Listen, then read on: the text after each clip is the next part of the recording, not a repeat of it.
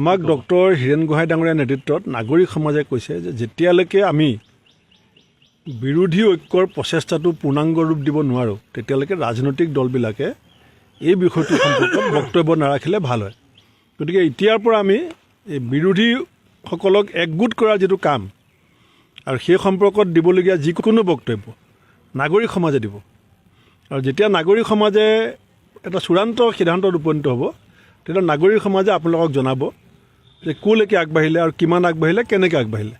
সেইকাৰণে আমি কংগ্ৰেছে যিটো আগতে পদক্ষেপ লৈছিলোঁ আমি সকলোকে এক কৰা, এতিয়া আমিও এটা পাৰ্টিহে, আমাকো নিমন্ত্ৰণ কৰি নিয়া হৈছে নাগৰিক সমাজৰ জৰিয়তে।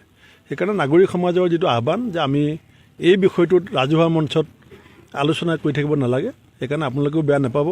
এই বিষয়টোত মই আৰু বেছি আমাক ডক্টৰ হীৰেণ গোহাঁই ডাঙৰীয়াৰ নেতৃত্বত নাগৰিক সমাজে কৈছে যে যেতিয়ালৈকে আমি বিৰোধী ঐক্যৰ প্ৰচেষ্টাটো পূৰ্ণাংগ ৰূপ দিব নোৱাৰোঁ তেতিয়ালৈকে ৰাজনৈতিক দলবিলাকে এই বিষয়টো সম্পৰ্কত বক্তব্য নাৰাখিলে ভাল হয়। গতিকে এতিয়াৰ পৰা আমি এই বিৰোধীসকলক একগোট কৰাৰ যিটো কাম আৰু সেই সম্পৰ্কত দিবলগীয়া যিকোনো বক্তব্য নাগৰিক সমাজে দিব।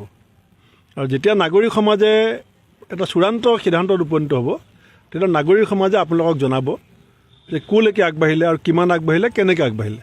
সেইকাৰণে আমি কংগ্ৰেছে যিটো আগতে পদক্ষেপ লৈছিলোঁ আমি সকলোকে এক কৰা, এতিয়া আমিও এটা পাৰ্টিহে, আমাকো নিমন্ত্ৰণ কৰি নিয়া হৈছে নাগৰিক সমাজৰ জৰিয়তে।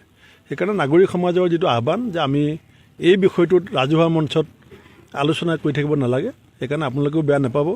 এই বিষয়টোত মই আৰু বেছি আমাক ডক্টৰ হীৰেণ গোহাঁই ডাঙৰীয়াৰ নেতৃত্বত নাগৰিক সমাজে কৈছে যে যেতিয়ালৈকে আমি বিৰোধী ঐক্যৰ প্ৰচেষ্টাটো পূৰ্ণাংগ ৰূপ দিব নোৱাৰোঁ তেতিয়ালৈকে ৰাজনৈতিক দলবিলাকে এই বিষয়টো সম্পৰ্কত বক্তব্য নাৰাখিলে ভাল হয়।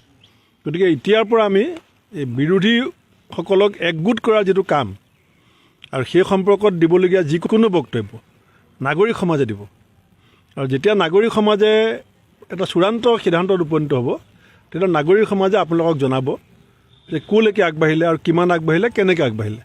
সেইকাৰণে আমি কংগ্ৰেছে যিটো আগতে পদক্ষেপ লৈছিলোঁ আমি সকলোকে এক কৰা, এতিয়া আমিও এটা পাৰ্টিহে, আমাকো নিমন্ত্ৰণ কৰি নিয়া হৈছে নাগৰিক সমাজৰ জৰিয়তে।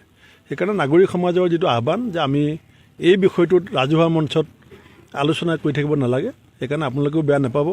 এই বিষয়টোত মই আৰু বেছি আমাক ডক্টৰ হীৰেণ গোহাঁই ডাঙৰীয়াৰ নেতৃত্বত নাগৰিক সমাজে কৈছে যে যেতিয়ালৈকে আমি বিৰোধী ঐক্যৰ প্ৰচেষ্টাটো পূৰ্ণাংগ ৰূপ দিব নোৱাৰোঁ তেতিয়ালৈকে ৰাজনৈতিক দলবিলাকে এই বিষয়টো সম্পৰ্কত বক্তব্য নাৰাখিলে ভাল হয়।